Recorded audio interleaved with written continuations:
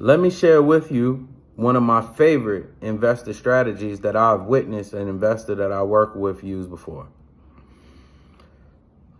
Now, this is my personal favorite. Now, the only thing is that when you buy your first property, you will probably want to use all cash, right? And here's why.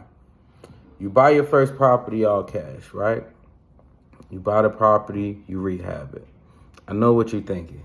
You think that I'm about to say you're going to flip it, but you don't flip it, right? You keep the property, fully renovated, keep it, right? You fully renovated it because you want to boost the ARV of your property for this particular purpose. You put a tenant in the property, within 6 months to a year, you'll be eligible to do a cash out refi. So let's say you paid, $100,000 for the property. You put 50, let's say 75,000 into it, right? To get it fully renovated, something like that. Now, these are just numbers off the whim. And so now your after repair value, let's say it's somewhere between 250. Let's say it's 250 on the head, right? What happens is you can go to the bank and say you want a cash out refi. Now, a bank will do a cash out refi somewhere between 60 to 80% of the ARV, which is the after repair value.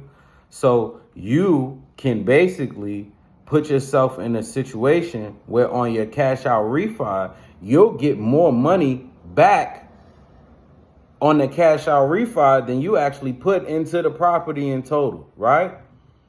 Now, this is why it makes sense to buy cash for this first particular property, so you can use the strategy.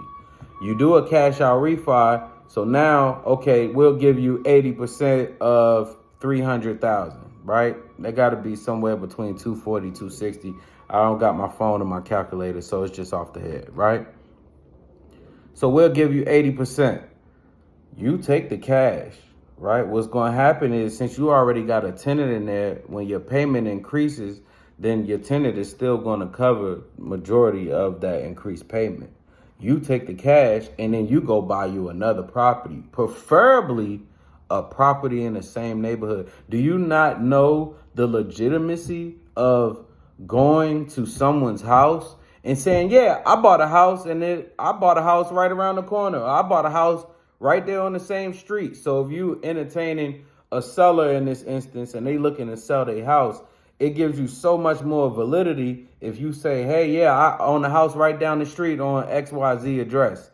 And they like, yeah, we seen somebody bought it, but we didn't know. We seen it's renovated now, da-da-da. It gives you so much more legitimacy, right? But this is also a great strategy on the back end because your numbers will start to align with your comps. So if you got a house and you did this to it and it appraised for XYZ ARV, right?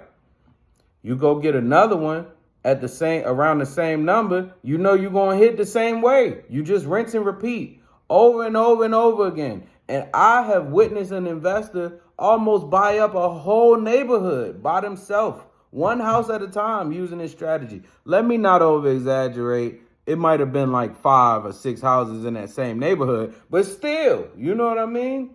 Wonderful strategy.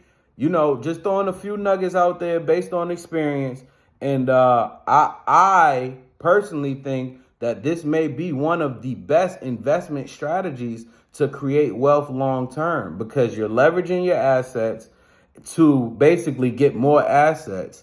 And people feel like money is net worth, but assets is net worth, right? You could have 100,000 cash in your pocket and it is not going to go towards your assets. So it's not adding value to your actual portfolio. When you add value to your portfolio, to your net worth with assets, then you begin the path to create generational wealth. And that is what I want to see for you. And that's why I'm sharing this information. So I hope this message finds you well. And I hope you all have a blessed day today. And once again, I'm looking forward to game night tomorrow. Have a blessed day.